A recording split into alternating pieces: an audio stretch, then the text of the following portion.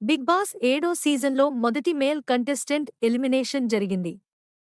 హౌస్లో స్ట్రాంగ్ కంటెస్టెంట్గా కొనసాగుతూ టాప్లో ఖచ్చితంగా ఉంటాడని భావించిన ప్రముఖ డాన్స్ మాస్టర్ ఆట సందీప్ అనూహ్యంగా ఎలిమినేట్ అయ్యాడు. మొదటి వారం నుంచి అసలు నామినేషన్స్లోకి రాని సందీప్ మాస్టర్ హౌస్ నుంచి బయటకు రావడం చాలా మందిని ఆశ్చర్యపరిచింది. తొలివారంలోనే హౌస్మేట్గా మారిపోయిన సందీప్ 5 వారాల పాటు ఇమ్యూనిటీ పవర్ దక్కించుకున్నాడు.